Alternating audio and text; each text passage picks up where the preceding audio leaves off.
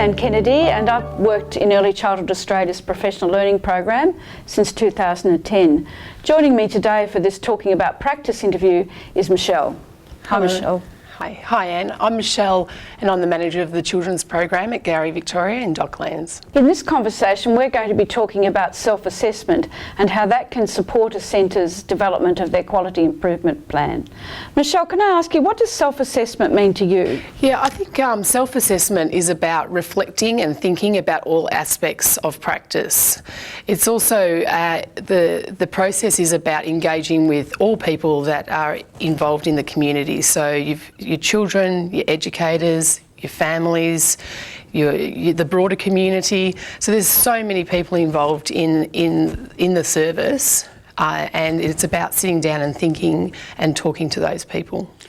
Can you tell us, as the centre manager, how you support your educators to engage in self-assessment? I think the first and foremost that we need to provide educators with time to think. I think that's a common thing in the field that we say we don't have time, but you know, it's about making the time. It's a really important part of our work, and this can happen in a great range, also in a great range of ways. Like it happens in the car on the way to work or home or at lunchtime. It could happen in the moment. They say that educators make over 800 decisions a day. So, you know, that reflecting on the moment and in the moment is happening all the time. But I think it's really important to provide opportunities for educators and the time and the space to think and reflect individually and also in groups.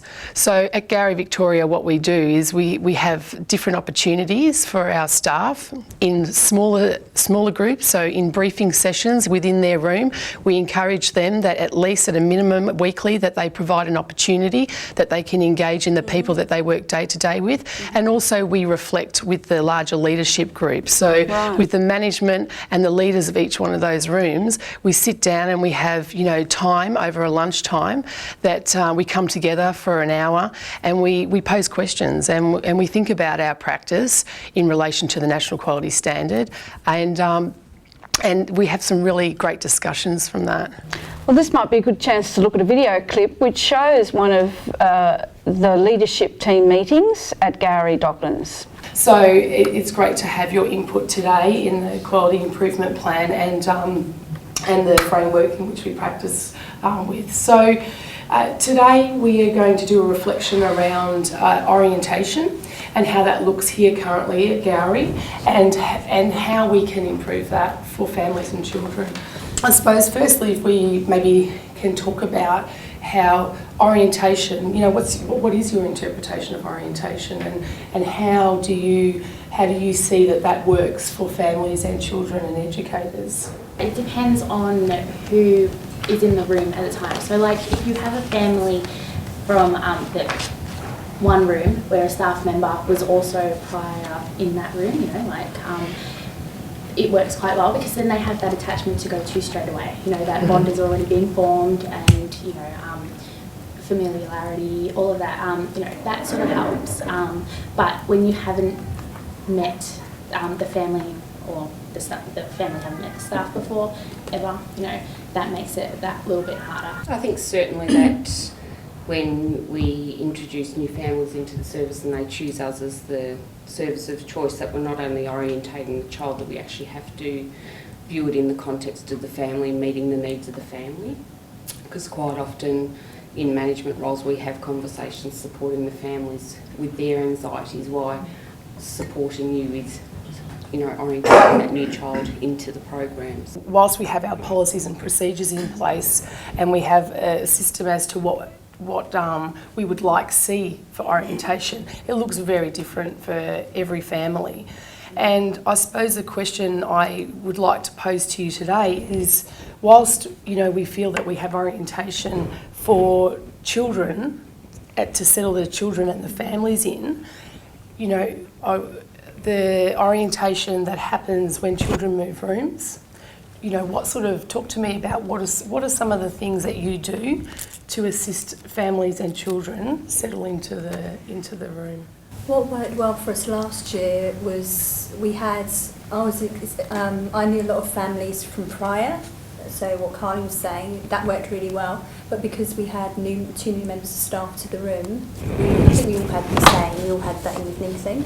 But that worked really well for inviting all the parents in the evening, for them to meet us on a one-to-one. And then what we did is we broke it up. The three of us took different little areas that we all spoke about, especially with the transition from the toddler room to the kinder room, the expectations are different, and you know, for the children's independence and things. So we were able to say to them, these are our expectations of what we would expect when your child comes into the room, and you know, what concerns have you got, or what are you expecting from us?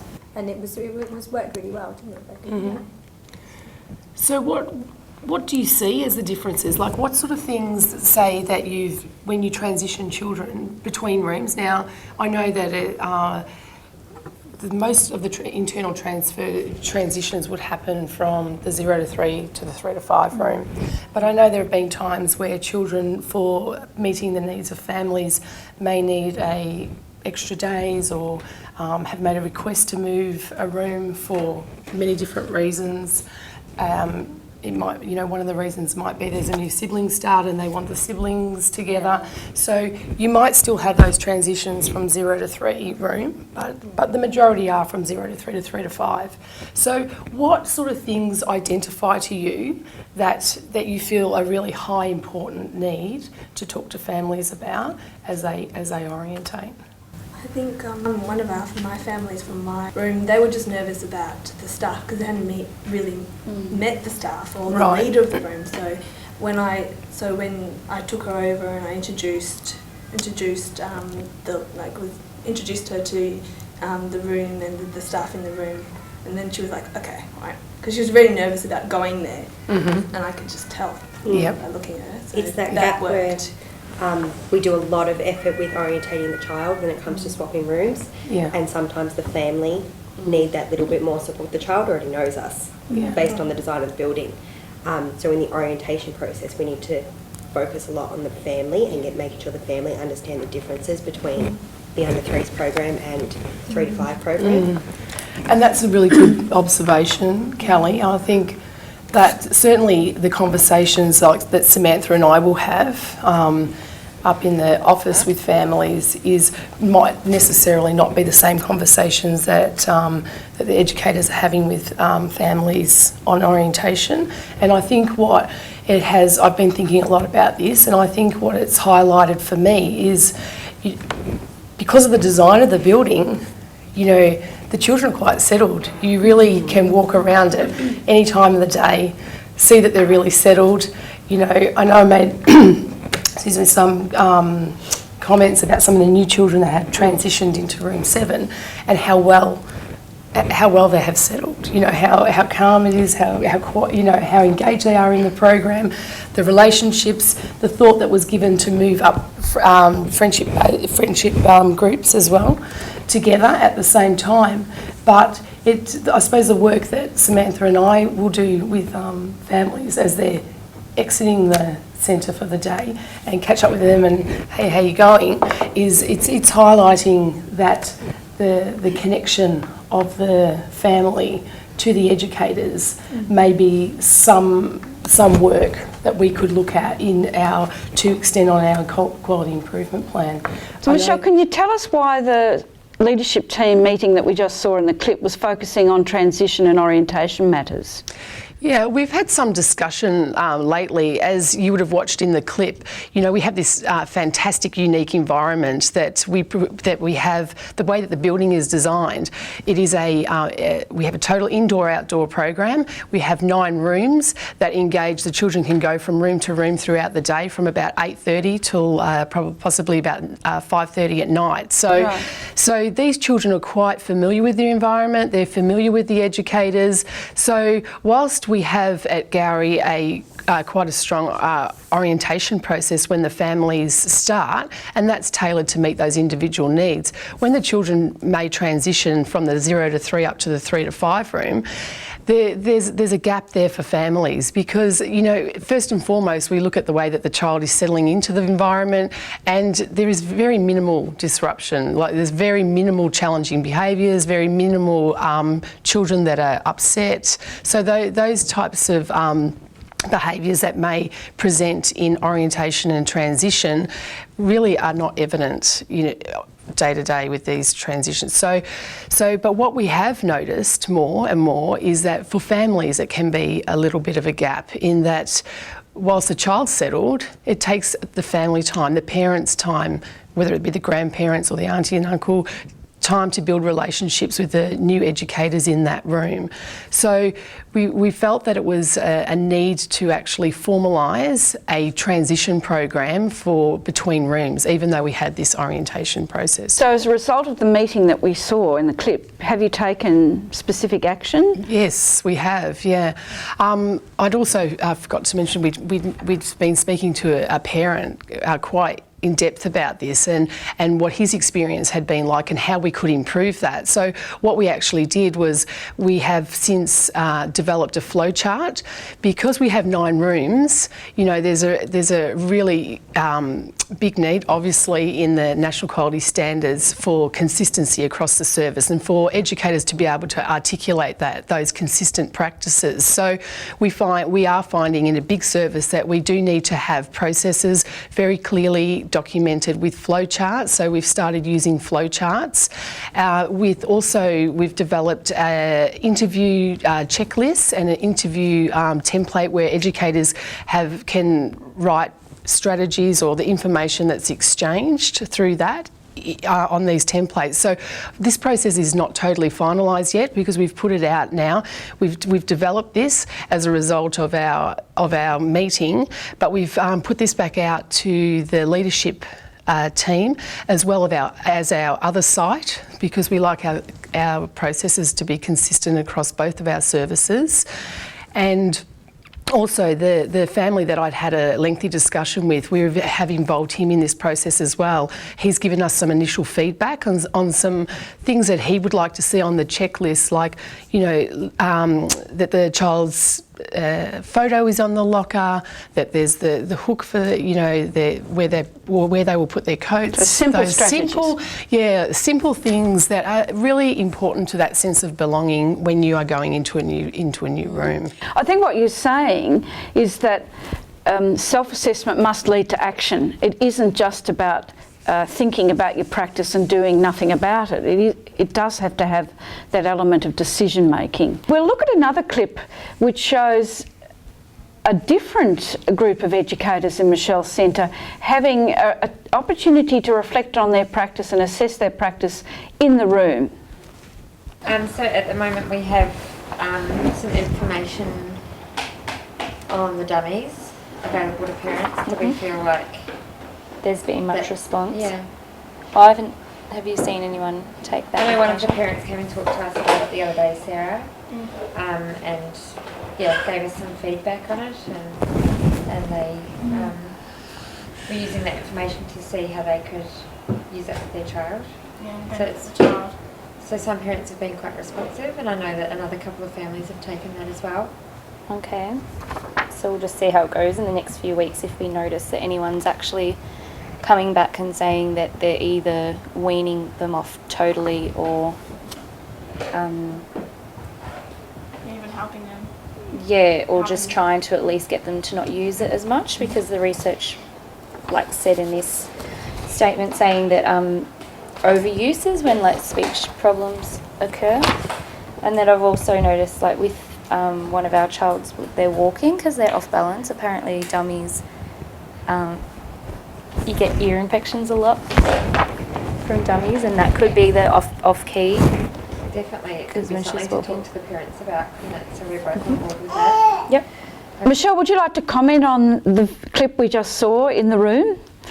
Yeah, it's a wonderful example, I think, of how educators can engage in these discussions in everyday practice. I know that, there are you hear lots of discussion in the sector saying that we're too busy, we haven't got time, and there's not an opportunity. But I think this is a really clear example about how it can happen in the moment. There was a child up, there were children resting, and it's about the team committed to make that time to sit down and talk. And it doesn't have to be an hour meeting. It might only be 10 minutes, or it may be 15 minutes, but it's about providing the opportunity.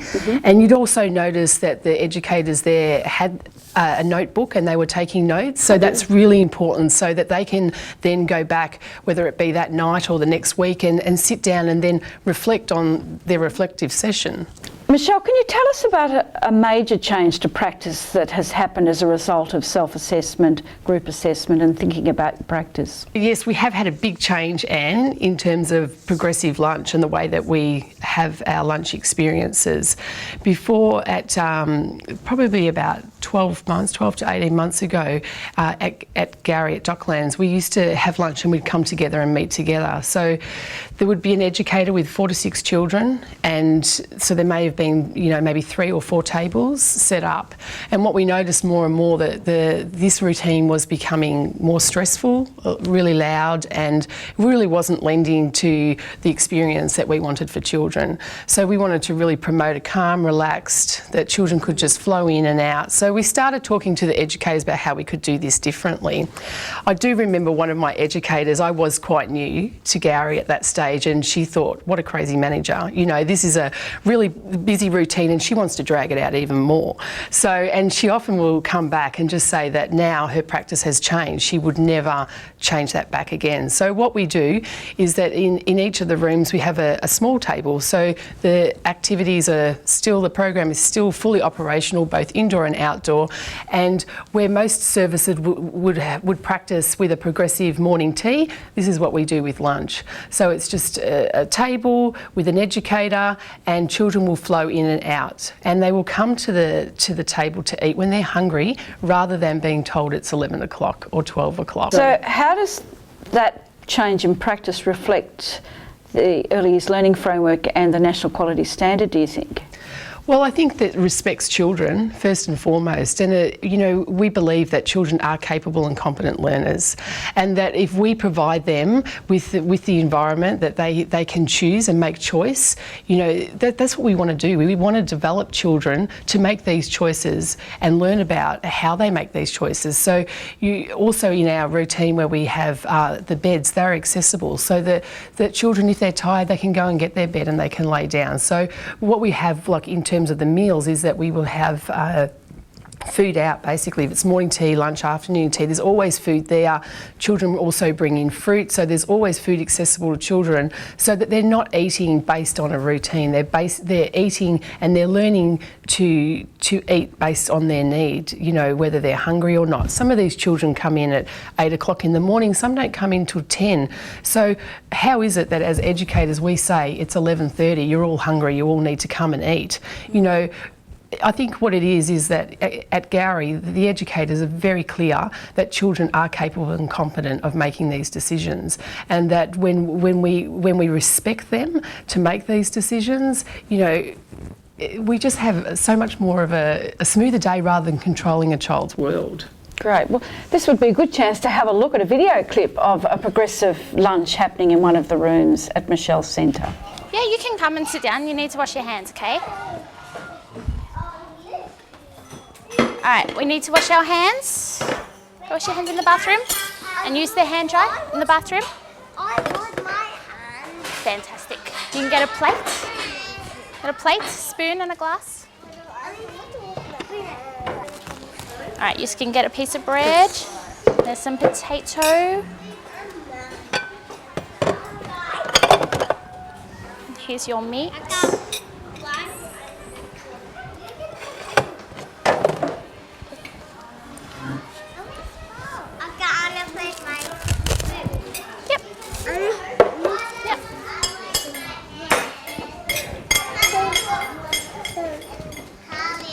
The cups are behind me.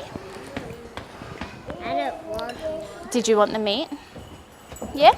I'm sure Magnus could push it towards you. Yeah, see? Fantastic. Yep. Oh, fantastic.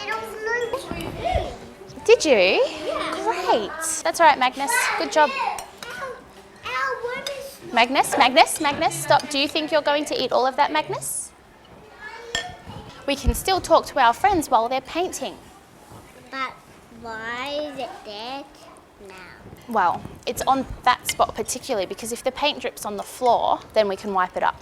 Michelle, when you were describing that big change from a set lunch routine to a progressive lunch routine, you mentioned that it took some time. Why was it important to allow time for that to happen? Why didn't you just tell them it was going to happen? Well, I think, you know, something that I really promote is about shared decision making. So whether it's with the children, whether it's with the families, whether it's with the educators, you know, as a manager of the centre, you really have to promote that shared decision making. And so, you know, when educators feel that they are also in control and part of that decision, then you're going to get that stronger sense of commitment and that stronger sense of ownership.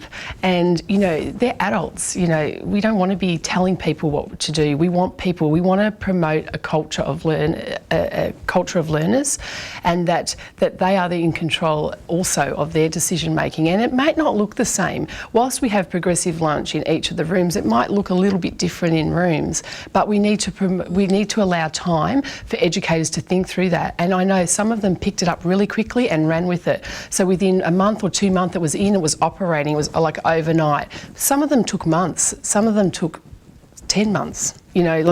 So it is about acknowledging that educators need time as well, time to think and time to process that. Michelle, we've talked about how assessment and reflective practice has made a difference for children in the centre. Has it made a difference for the educators as well?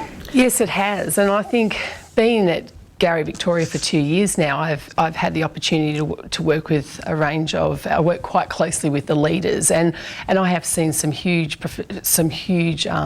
advancements there for these leaders in terms of their confidence, where they're heading, their vision, the way that they lead their own teams. So I think it's really about sitting down, supporting them, listening to them, you know, promoting a culture where it's a learning environment so that it's okay to make mistakes and that we all learn from those things, and that we're there to support each other, and that there is such range of great professional development opportunities out there for educators these days to help them to grow. Mm-hmm.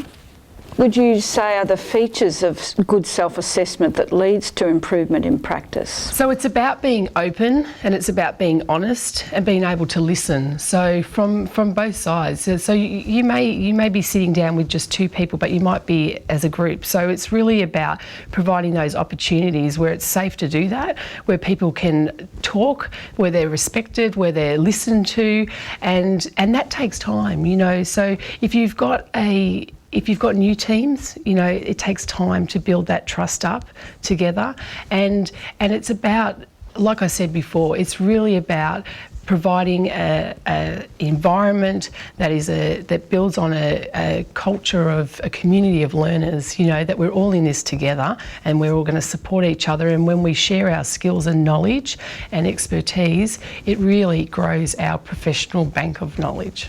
Yes, it seems, I think the Early Years Learning Framework and the NQS talk about a lively culture of professional inquiry, and that seems to me what you're trying to capture here. That's right. This lively inquiry place where people feel safe to talk about the issues that concern them, and everyone is respected. Yeah, and that they ask the question, you know, ask the question, put it out there, and feel safe that they're going to be heard and listened to. So who is involved in self-assessment and reflective practice in your centre?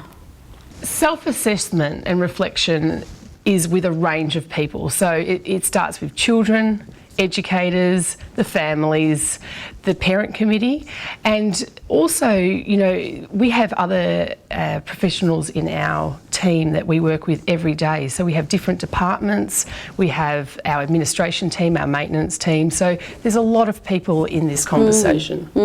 Interesting. Michelle, you mentioned that you reflect with children. I find that interesting. Can you explain how you do that and why you would reflect with children? We reflect with children because we acknowledge that they are experts in their own world, you know, and that they have a wealth of knowledge that we need to be asking questions to get to unpack that.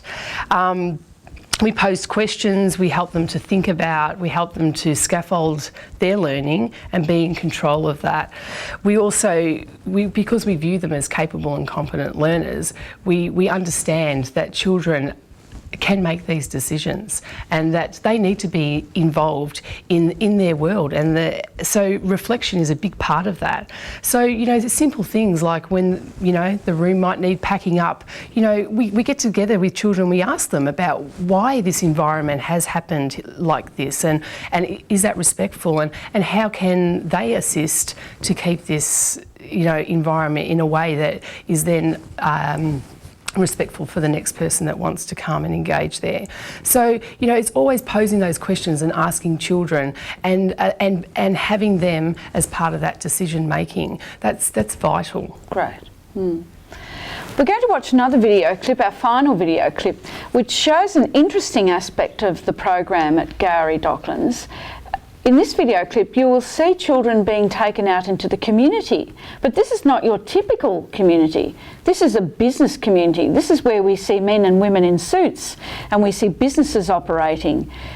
Let's watch the clip and then we'll talk to Michelle about how this came about. When we go to the water, what do you think we might see when we're at the water? Sharks. Sharks! What do you think we might see, Emily? You know what sharks do? They bite. They bite. What do they bite? They bite fish. They do, because that's their food. So we need to step forward a little bit. Let's see if there's any cars coming. Wait back. Okay, wait, because there's a car coming, Emily. That's it. Okay, he's parked. Both ways, you can go across. Over we go. That's it. Keeping hold of your friend's hands and looking after your friends. We're coming to another road, so we have to stop. Can you see any cars coming this way? Any cars coming this way? No? Okay, over we go. And then we'll have to wait for our other friends when we get to the other side. Have a look and see what you can see. I'm going to give you a clue and see if you can guess what it is. Okay, Matilda, do you want to have a go? You give us a clue. Tell us what something looks like without telling us what it is. What can you see? Give us a clue. And that's where the divers get down into the water to have a swim. They do. They have to climb down the ladder very carefully. But did you hear what Matilda said? Matilda, give them your clue again. B. She spotted something beginning with B. Can you see something beginning with B? I don't know. I don't live on the boat. Could be something. A boat. Is it a boat? Yes. Yes, that was a lucky guess. This is another clue that begins with B. Can you see, Emily? But it's something that cars are driving on. A bridge. A bridge. Does anybody know what that bridge is called? The Westgate. The Westgate Bridge. Do you go on the Westgate Bridge? Yes, I do. Michelle, can you explain, having seen that video, can you explain to us how you came to the decision that it was important to have children out in the community?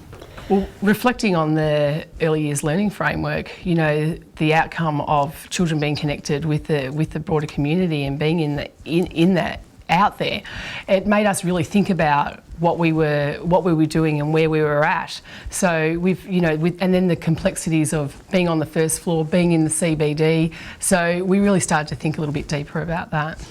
And so were there things you had to put in place to allow that to happen? Was it a difficult administration matter? It wasn't difficult, it just took time to go through the process. So the biggest barrier for us was the signed permission form. So, you know, that put in a huge barrier for educators because at Gowrie we believe in doing things in small groups that are meaningful for those children. So our excursions are more for maybe with 4 or 5 children, you know, in a tinier group.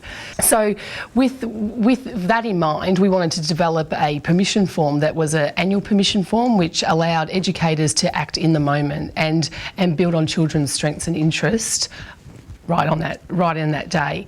So we developed an annual permission form that has a map attached to it that where families are aware that at any time children can go on excursions, and it might just be to the post office or the chemist or the Safeway, or you know, or just for a walk to see that there is more out there in the world than the 4 walls of the children's centre. Have you any idea what impact that's had on people working in the community? Yeah, the impact that it has had on the broader community is that we are visible. We are there because we're on the first floor and we're right at the end of a street.